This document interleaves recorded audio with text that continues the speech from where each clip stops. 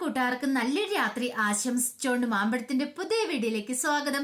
നമുക്ക് നേരെ ആദർശിന്റെ നയനയുടെ നാളത്തെ നല്ലൊരു പ്രൊമോ വിശേഷം കേട്ടാലോ. അങ്ങനെ ഇന്നത്തെ വിശേഷത്തെ നമ്മൾ കണ്ടു.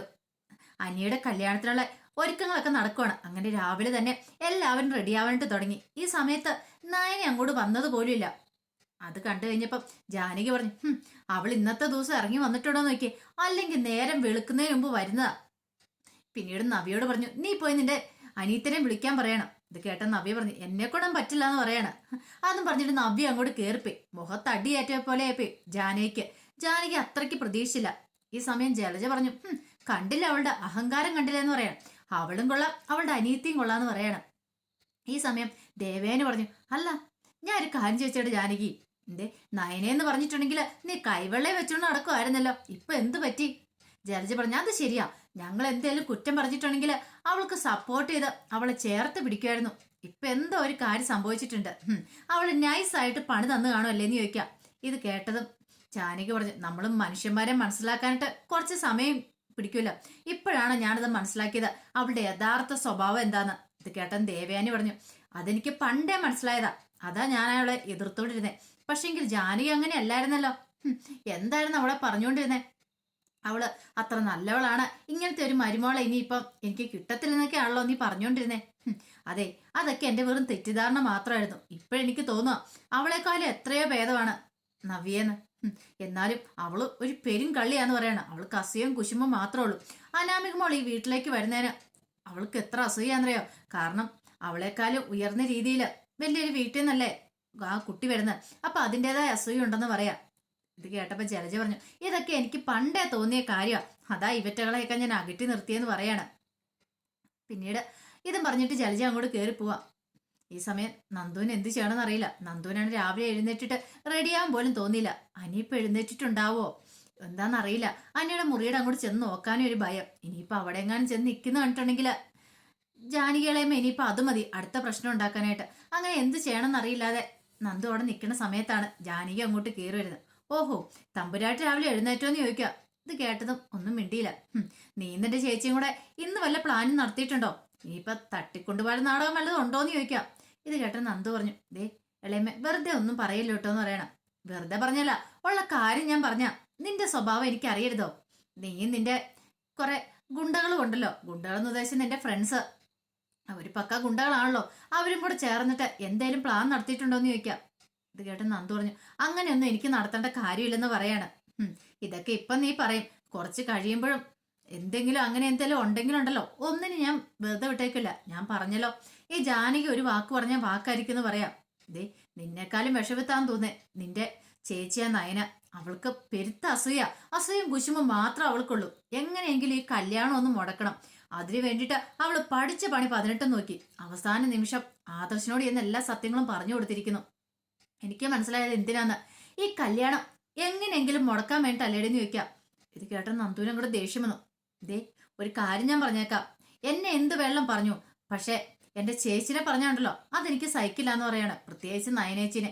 ബാക്കി ആരെ പറഞ്ഞാലും എനിക്ക് ഇത്ര സങ്കടം വരില്ല. എന്റെ ചേച്ചി അത്ര പെർഫെക്റ്റ് തന്നെയാ. ചേച്ചി ഒരാൾക്ക് നാശം വരാനായിട്ട് ഒരിക്കലും ആഗ്രഹിക്കത്തില്ല. അങ്ങനെ എന്തെങ്കിലും ആഗ്രഹിക്കുന്ന ആളാണെങ്കിൽ ഇപ്പൊ ഞാനും അനിയും തമ്മിലുള്ള വിവാഹം എത്രയോ പണ്ടേ നടന്നേനെന്ന് പറയാം. ഓഹോ, അപ്പൊ അങ്ങനെയാണല്ലേ കാര്യങ്ങളെന്ന് ചോദിക്കാം. നന്ദു പറഞ്ഞു, അതെ അങ്ങനെ തന്നെയാ. എന്റെ ചേച്ചി ഒരു വാക്ക് പറയുമായിരുന്നെങ്കിൽ പണ്ടേ ഈ വിവാഹം നടന്നു വരും. പക്ഷെങ്കിൽ എന്റെ ചേച്ചി അങ്ങനെ ഒരിക്കലും ചെയ്യില്ല. കുടുംബങ്ങള് എല്ലാം ഒത്തൊരുമയോടെ മുന്നോട്ട് പോകണം തന്നെ ആഗ്രഹം. അത് മാത്രമല്ല, ഈ വീട്ടിലേക്ക് വന്നിട്ടുണ്ടെങ്കിൽ എന്റെ അവസ്ഥ എന്താണെന്ന് ചേച്ചിക്ക് നല്ലവണ്ണം അറിയാം. അതുകൊണ്ട് ചേച്ചി ഒരിക്കലും ഈ ബന്ധത്തിന് സമ്മതിക്കില്ല. അത് മാത്രമല്ല, ഇനി ഞാനും സമ്മതിക്കാൻ പോകുന്നില്ല. എന്റെ ചേച്ചിമാരുടെ ജീവിതം എനിക്ക് പ്രാധാന്യം, അല്ലാതെ വേറൊന്നും അല്ലെന്ന് പറയണം. അങ്ങനെയാണെ കുഴപ്പമില്ല, പക്ഷെ കാര്യം പറഞ്ഞേക്കാം, അവളോട് പറഞ്ഞേരെ എന്തെങ്കിലും കാര്യത്തില് എന്തെങ്കിലും പ്രശ്നം ഉണ്ടെങ്കിൽ വിവാഹം മുടക്കാനായിട്ട് എന്തെങ്കിലും കാര്യം ഉണ്ടെങ്കിൽ അതങ്ങോട്ട് മനസ്സിൽ വെച്ചേക്കാൻ പറഞ്ഞേക്കണം. പിന്നെ ഇത്ര സമയമായിട്ട് അവൾ എഴുന്നേറ്റ് വന്നിട്ടുണ്ടോന്ന് ചോദിക്കേ. എനിക്കറിയാം അവൾക്ക് അസൂയം കുശുമ്പും കാണും എഴുന്നേറ്റ് വരാത്തേന്ന്. ഇത് കേട്ടെന്ന് നന്ദു പറഞ്ഞു, എന്റെ ചേച്ചി അത്രക്കാരിയൊന്നും അല്ലെന്ന് പറഞ്ഞിട്ട് നന്ദു അങ്ങോട്ട് പോവാണ്. ജാനകി പറഞ്ഞു, കണ്ടറിയ ഇവറ്റകളൊക്കെ മനസ്സിലാക്കാണ്ട് താൻ ഇത്ര സമയം വൈകിപ്പോയി, നേരത്തെ അറിയുമായിരുന്നെങ്കിലോ എന്നും പറഞ്ഞിട്ട് ജാനകി അങ്ങോട്ട് മുറിയിൽ നിന്ന് അങ്ങോട്ട് കയറി പോവാണ്. ഈ സമയം അനി പതുക്കെ കണ്ണു തുറന്ന് എഴുന്നേക്കുവാണ്. അനിക്കാണെങ്കിൽ തലേദിവസം മദ്യപിച്ചതിന് ലെക്ക് വിട്ടിരുന്നില്ല. ഈ സമയം ആദർശ് മുറിയിലേക്ക് വന്നു. ആദർശ് വന്നിട്ട് ചോദിച്ചു, എടാ അനി എഴുന്നേക്കടാന്ന് പറയണം. പിന്നീട് അനു ചോദിച്ചു, നീ എന്ത് പരിപാടിയെ കാണിച്ചിരുന്നല്ലേ? നിനക്ക് ഇതിന്റെ വല്ല കാര്യം ഉണ്ടായിരുന്നോ? ഇന്നലെ നീ എത്രമാത്രം മദ്യപിച്ച് നിനക്ക് വല്ല ബോധം ഉണ്ടോന്ന് ചോദിക്കാം. അല്ല അത് പിന്നെ ആദർശേട്ടാ, ഞാൻ കൂടുതലൊന്നും പറയണ്ട, എനിക്കെല്ലാം മനസ്സിലായി. എടാ, നിന്റെ മനസ്സിലൊരു പെണ്ണുണ്ടായിരുന്നെങ്കിൽ അത് നീ നേരത്തെ പറയണായിരുന്നു. അല്ലാതെ അവസാന നിമിഷത്തില് ഇങ്ങനെ മദ്യപിച്ച് ലെക്ക് കേട്ട് നടക്കുമല്ലേ ചെയ്യേണ്ടതെന്ന് പറയാം. ഇനിയിപ്പൊ അതിനെക്കുറിച്ചൊന്നും പറഞ്ഞിട്ട് കാര്യമില്ല, നടക്കാനുള്ളത് നടക്കും. ദേ, നീ അനാമികയും തമ്മിലുള്ള വിവാഹം പെട്ടെന്ന് പോയി കുളിച്ചിട്ട് വരാൻ പറയണം. ഇത് കേട്ടതും അനി ഒന്നും മിണ്ടാതെ ഇങ്ങനെ ഇരിക്കുകയാണ്. എടാ, നിന്നോടാ പറഞ്ഞ നിനക്ക് ചെവി കേൾക്കത്തില്ലെന്ന് ചോദിക്കാം. ആദർശേട്ടാ, ഞാൻ പറഞ്ഞല്ലോ, എനിക്ക് ഈ വിവാഹത്തിന് ഒട്ടും താല്പര്യമില്ലെന്ന് പറയാം. അതേ, ഒരെണ്ണങ്ങ് വെച്ച് തന്നാണ്ടല്ലോ. നീ കാരണം ഇവിടെ മനുഷ്യൻ എത്രമാത്രം ടെൻഷൻ അടിച്ചെന്ന് അറിയാവോ? ഇനിയിപ്പൊ ഈ അവസാന മുഹൂർത്തത്തിൽ പറഞ്ഞിട്ടൊന്നും ഒരു കാര്യമില്ല. ദേ, മുത്തശ്ശന്റെ അവസ്ഥ തന്നെ ഇപ്പൊ വളരെ പരിതാപസ്ഥിതിയിലാ. ഇത് കല്യാണം നടക്കത്തില്ലെന്ന് മുത്തശ്ശനോട് പോയി പറയാൻ പോലും പറ്റത്തില്ല. ഇതും പറഞ്ഞോണ്ട് അങ്ങോട്ട് ചെന്നിട്ടുണ്ടെങ്കിൽ എന്തായി തീരുമെന്നറിയാവോ? മുത്തശ്ശൻ എന്തെങ്കിലും സംഭവിച്ചു പോയിട്ടുണ്ടെങ്കിൽ അതിന് നീ ആയിരിക്കും ഉത്തരവാദി എന്ന് പറയാം. പിന്നെ അനിയൊന്നും മിണ്ടിയില്ല. എനിക്ക് മനസ്സിലായി താൻ പെട്ടുപോയെന്ന്. ഇനിയിപ്പൊ ഇന്ന് കല്യാണമാണ്, എന്താ ചെയ്യേണ്ടെന്നൊരു അവസ്ഥയില്ലാത്ത ഇതിലായിരുന്നു അനി പിന്നീട് ബാത്റൂമിൽ കുളിക്കാൻ അങ്ങോട്ട് കയറി പോവാ. ഈ സമയം ആദർശം അങ്ങോട്ട് ഇറങ്ങി വന്നു. അന്ന് നന്ദു അവിടെ നിൽക്കുന്നുണ്ടായിരുന്നു. നന്ദുവിന് മുഖം കണ്ടപ്പോ തന്നെ ആദർശം വല്ലാത്ത വിഷമം വന്നു. സത്യം പറഞ്ഞാൽ എത്രമാത്രം ഇവള് അനിയെ സ്നേഹിക്കുന്നുണ്ട്, അതുകൊണ്ടാണല്ലോ വിട്ടുകൊടുത്തത്. പിന്നീട് നന്ദു എന്താ ഇങ്ങനെ നിൽക്കണേ, റെഡിയാവുന്നില്ലേന്ന് ചോദിക്കാം. ഞാൻ റെഡിയാക്കോളാം ആദർശേട്ടാ. എന്ത് പറ്റി നന്ദു, നിന്റെ മുഖം എന്താ വല്ലായിരിക്കണെന്ന് നിൽക്കും. ഒന്നുമില്ല, എനിക്കറിയാം നിന്റെ മനസ്സിലെ വിഷമം എനിക്ക് മനസ്സിലാവുന്നുണ്ട്. പക്ഷെ ഒരു കാര്യം ഞാൻ പറഞ്ഞേക്കാം, നിനക്ക് എന്ത് ബുദ്ധിമുട്ടുണ്ടെങ്കിലും നീ എന്നോട് പറഞ്ഞേക്കണം, അറിയാലോ. ഇനിയിപ്പോൾ ഇതിനെക്കുറിച്ചൊന്നും ഓർത്ത് നീ ടെൻഷൻ അടിക്കേണ്ട കാര്യമില്ല. എപ്പോൾ വേണമെങ്കിലും നിനക്ക് ഈ വീട്ടിൽ വരാം, നിന്നെ ആരും തടയാൻ പോകുന്നില്ല. അനിയും അനാമികയും തമ്മിലുള്ള വിവാഹം കഴിഞ്ഞാലും ഇനിയിപ്പോൾ ഇതിന്റെ പേരിൽ അനാമിക എന്തേലും നിന്നെ കുറ്റപ്പെടുത്തോ എന്തേലും ചെയ്താലും നീ എന്നോട് തുറന്നു പറഞ്ഞാൽ മതി. പറഞ്ഞു കേട്ടല്ലോ, നിനക്ക് ഫുൾ സപ്പോർട്ടിന് ഞാനുണ്ടാവും. എനിക്കറിയാം നിന്റെ മനസ്സ്. ഒരു പക്ഷേങ്കിൽ ഒരു വലിയ പ്രശ്നം ഒഴിവാക്കാൻ വേണ്ടി ഇപ്പൊ നീ ഇങ്ങനെ ചെയ്തത്. അതുകൊണ്ട് നീ സങ്കടപ്പെടുമൊന്നും വേണ്ടെന്നു, നിനക്ക് നല്ലൊരു ജീവിതം കിട്ടും. ദേ, ഞാൻ നിന്റെ ഏട്ടനായിട്ട് ഇവിടെ ഉള്ളിടത്തോളം കാലം നിനക്ക് നല്ലൊരു ജീവിതം ഞാൻ തന്നിരിക്കും, ഉറപ്പാ. ഈ ആദർശ പറയണേന്ന് പറയാം. നീ സങ്കടപ്പെടാതെ പോയി ഡ്രസ്സൊക്കെ ചേഞ്ച് ചെയ്ത് വരാൻ പറയണം. ഈ സമയം നന്ദു പറഞ്ഞു, ഞാൻ വരണം ആദർശേട്ടാ, ഞാൻ വന്നിട്ടുണ്ടെങ്കിൽ ഒരു പക്ഷേങ്കിൽ അനിയുടെ അമ്മയ്ക്ക് ഇഷ്ടപ്പെടില്ല എന്ന് പറയാം. ദേ, അതൊന്നും നീ നോക്കേണ്ട കാര്യമില്ല, വരാൻ പറഞ്ഞാൽ വന്നാ മതി, അറിയാലോ. കൂടുതലൊന്നും പറയണ്ടെന്ന് പറയാണ്. പിന്നീട് നന്ദു സങ്കടത്തോടു കൂടി മുറിയിലേക്ക് അങ്ങോട്ട് കയറി പോവാണ്. ഈ സമയം വല്ലാത്ത ടെൻഷനിലായിരുന്നു നയനയ്ക്കാണെങ്കിൽ എന്ത് ചെയ്യണമെന്ന് അറിയത്തില്ല. കാരണം നന്ദുവിന്റെ മുഖം മനസ്സിലേക്ക് വരുമ്പോൾ ഒരു വശത്തൊരു ടെൻഷൻ, അതുപോലെ തന്നെ അനിയുടെ ഒരു പക്ഷെ താൻ നേരത്തെ സത്യങ്ങളൊക്കെ തുറന്നു പറഞ്ഞാലും ഇതൊക്കെ തന്നെ സംഭവിക്കാൻ പോകുന്നുള്ളൂ. ഈ ആദർശൻ അറിഞ്ഞാൽ ഈ വിവാഹം നടത്താൻ ശ്രമിച്ചിട്ടുണ്ടെങ്കിൽ ആ സമയത്ത് ജാനകി ഇളയമ്മ എന്തെങ്കിലും ഒരു പ്രശ്നം ഉണ്ടാക്കിക്കൊണ്ട് വരും. അങ്ങനെ ചിന്തിച്ചുകൊണ്ടിരിക്കുന്ന സമയത്ത് ആദർശം അങ്ങോട്ട് കയറി വന്നേ. ആദർശം വന്നിട്ട്, നീ എന്താ ഇങ്ങനെ നിൽക്കണേ, റെഡിയായി കഴിഞ്ഞില്ലേന്ന് നിൽക്കും. ഞാൻ റെഡിയായി ആദർശേട്ടാന്ന് പറയണം. അല്ല, ഞാനിപ്പം നന്ദുവിനെ കണ്ടായിരുന്നു പറയാ. അല്ല, അവളെന്തേലും പറഞ്ഞോ? അവള് റെഡിയായിട്ടൊന്നുമില്ല, അവളോട് റെഡിയാൻ പറഞ്ഞിട്ടാ ഞാൻ വന്നേ. എനിക്ക് മനസ്സിലാവുന്നുണ്ട് അവളുടെ മനസ്സിന്റെ വേദന എന്താന്ന്. എനിക്കറിയാം ആദർശേട്ടാ, പാപം എൻ്റെ നന്ദു. ഞാൻ അവളെ ഒത്തിരി വിഷമിപ്പിച്ചു. കാരണം ഒരു കള്ളത്തരം അവളോട് എനിക്ക് പറയേണ്ടി വന്നു. അത് അവളുടെ നന്മയ്ക്ക് വേണ്ടിയാണ് ഞാൻ പറഞ്ഞേ. ഇത് കേട്ട ആദർശം, സാരമില്ല, ഇനിയിപ്പൊ അതിനെക്കുറിച്ചൊന്നും ഓർത്ത് വിഷമിക്കണ്ട. അനാമികയും തമ്മിലുള്ള വിവാഹം നടക്കട്ടെ. പക്ഷെ ഒരു കാര്യം ഞാൻ നന്ദുവിനോട് പറഞ്ഞിട്ടുണ്ട്. അവൾക്ക് എന്തെങ്കിലും പ്രശ്നം ഉണ്ടായിട്ടുണ്ടെങ്കിൽ ഒരു ഏട്ടന്റെ സ്ഥാനത്ത് നിന്ന് ഞാൻ അവളോടൊപ്പം ഉണ്ടാവും. ഞാൻ വെറും വാക്ക് പറയുന്നതല്ല, ഇത് അവൾക്ക് കൊടുത്ത വാക്കാ ഞാൻ. അതുപോലെ തന്നെ ഞാനത് പാലിക്കുകയും ചെയ്യും. കാരണം എൻ്റെ അനിയത്തിയെ ഇപ്പം നന്ദു. കാരണം എനിക്ക് അവളെ അത്രയ്ക്ക് ഇഷ്ടമാണ്. ആ വീട്ടില് നല്ല സ്വഭാവമുള്ള ഒരാളാണ് നന്ദു നീയും. അതെനിക്ക് നന്നായിട്ട് അറിയാവുന്ന കാര്യമാണ്. അതുകൊണ്ട് അവളുടെ വിഷമം കണ്ട് എനിക്ക് സഹിക്കാൻ പറ്റുന്നില്ല. അങ്ങനെ ഒരു പക്ഷേങ്കിൽ ഇന്ന് വിവാഹം അല്ലായിരുന്നെങ്കിൽ അനാമിയായിട്ടുള്ള വിവാഹം ഒന്നും ഉറപ്പിച്ചില്ലായിരുന്നെങ്കിൽ ഉറപ്പായിട്ടും അനിയും നന്ദും തമ്മിൽ ഒന്നിച്ചാനും. എന്ത് റിസ്ക് എടുത്താലും ശരി, ഞാൻ ആരുടെയൊക്കെ സമ്മതമില്ലാതെ ശരി, അവരെ തമ്മിൽ ഒന്നിപ്പിച്ചാനും. ഇനിയിപ്പോൾ പറഞ്ഞിട്ട് കാര്യമില്ലെന്ന് പറയാം. നയന പറഞ്ഞു, ആദർശാണ് അതിനെക്കുറിച്ചൊന്നും ചിന്തിക്കേണ്ട, സാരമില്ല. ആദർശാണ്ട് ഒരു മനസ്സുണ്ടായല്ലോ നന്ദുവിനെ അംഗീകരിക്കാനായിട്ട്, നന്ദുവിനെ സ്വന്തം അനിയത്തിയായിട്ട് അംഗീകരിക്കാൻ ഒരു മനസ്സുണ്ടായല്ലോ, അത് മതി. അത് ആദർശാണ്ട് മനസ്സിന്റെ നന്മ കൊണ്ടാന്ന് പറയാം. ഇനിയിപ്പം അതിനെക്കുറിച്ചൊന്നും ഓർത്ത് ടെൻഷൻ അടിക്കണ്ട, നടക്കട്ടെ, ബാക്കിയെല്ലാം ദൈവത്തിന്റെ കൈകളിലാന്ന് പറയാം. ഈ സമയം നവ്യ മുറിയിലേക്ക് വന്നിട്ട് ബാക്കി ഓർണമെന്റ്സ് ഒക്കെ അണിഞ്ഞോണ്ടിരിക്കുകയാണ്. അപ്പോഴാണ് ജലജ ഇങ്ങോട്ട് വരുന്നത്. ജലജ വന്നിട്ട് പറഞ്ഞു, നീ എന്ത് അഹങ്കാരമായിട്ട് താഴെ വെച്ച് കാണിച്ചേ, എല്ലാരും കൂടെ നിന്നോണ്ട് ഞാൻ കൂടുതലൊന്നും പറഞ്ഞില്ല എന്ന് പറയാണ്. ഇത് കേട്ട നവ്യ പറഞ്ഞു, ഞാൻ എന്താ അഹങ്കാരം കാണിച്ചേ? പിന്നെ പൂ വെച്ച് തരാൻ പറയുന്നു. അതെ, ഞാൻ നിന്റെ വേലക്കാരി ഒന്നും അല്ലെന്ന് പറയാ. ഇത് കേട്ടത് നവ്യ പറഞ്ഞു, അതെ, ഒരു പൂ വെച്ച് തന്നെന്ന് ഓർത്തുകൊണ്ട് വേലക്കാരി ആകത്തൊന്നുമില്ല. പിന്നെ ഇവിടെ മുത്തശ്ശനും മുത്തശ്ശിക്ക് എന്താ പറഞ്ഞിരിക്കുന്നത്, എന്റെ കാര്യങ്ങളൊക്കെ നിങ്ങൾ നോക്കണമെന്ന് അറിയാലോ. ഇനി പറ്റില്ലെങ്കിൽ പറഞ്ഞോ, ഞാൻ മുത്തശ്ശനോടും മുത്തശ്ശിയോടും പറയാന്ന് പറയണം. അവളുടെ ഒരു അഹങ്കാരം കണ്ടില്ലേ? വെറുതെ അല്ല.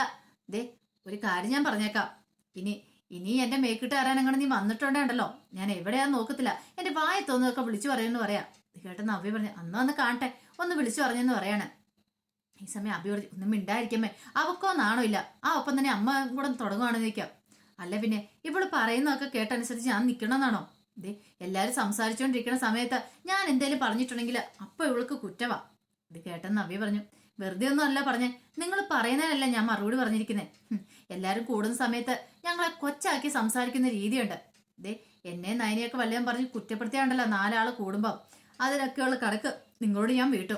പറഞ്ഞില്ല എന്ന് വേണ്ടാന്ന് പറയാം. ഇത് കേട്ടൻ ജലജ പറഞ്ഞു, അതെനിക്കറിയാടി, നിന്റെ സ്വഭാവം നന്നായിട്ട് എനിക്കറിയാം. നീ എനിക്ക് അവസരം കിട്ടിയിട്ടുണ്ടെങ്കിൽ നീ എനിക്ക് നന്നായിട്ട് പാര പണിയൊന്നും അറിയാന്ന് പറയാം. അറിയാലോ, അന്നെങ്കിൽ അടങ്ങി ഒതുങ്ങി ഇരുന്നാ മതി. ദേ നയനയുടെ അമ്മായിമ്മ കിടന്ന് തുള്ളി ചാടുന്ന പോലെ നിങ്ങൾ കിടന്ന് തുള്ളി ചാട്ടണുണ്ടല്ലോ. എന്റെ കയ്യിൽ ആ വീഡിയോസ് ഉണ്ട്.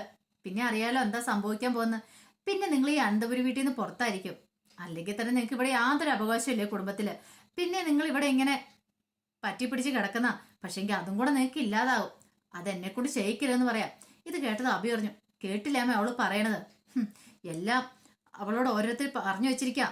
ഇനിയിപ്പം നമ്മളൊന്നും പറഞ്ഞിട്ട് ഒരു കാര്യമില്ല. അമ്മ വെറുതെ ഇരിക്കുക, ഇവരോട് പറഞ്ഞിട്ട് ഒരു കാര്യമില്ലെന്ന് പറയാം. ഈ സമയം ജലജോട്, നീ പ്രഗ്നന്റ് ആയ നിന്റെ നല്ല സമയം, അല്ലെങ്കിൽ കാണിച്ചു തരാമെന്ന് പറയാണ്. നവ്യ, നിങ്ങൾ എന്ത് കാണിക്കാനാ, നിങ്ങൾ ഒന്നും കാണിക്കാൻ പോകുന്നില്ലെന്ന് പറയാണ്. എന്നും പറഞ്ഞുകൊണ്ട് നവ്യ അങ്ങോട്ട് ഇറങ്ങി പോവാ. ഈ സമയം അഭി ജലജയുടെ അടുത്ത് വന്നിട്ടുണ്ട്, എന്റെ അമ്മേ ഒന്നും മിണ്ടാതിരിക്കാവോ, അല്ലെങ്കിൽ തന്നെ അവള് കാരണം മനുഷ്യന്റെ ഉള്ള സമാധാനം പോയിട്ടിരിക്കുക. ഇനിയിപ്പൊ അടുത്ത പ്രശ്നം ഉണ്ടായിട്ടുണ്ടെങ്കിൽ അതിന്റെ പുറകെ നടക്കാൻ എന്നെ കൊണ്ട് പറ്റില്ലെന്ന് പറയാണ്. ഈ സമയം ജലജ പറഞ്ഞു, ഇപ്പൊ ഞാനൊന്നും മിണ്ടുന്നില്ല.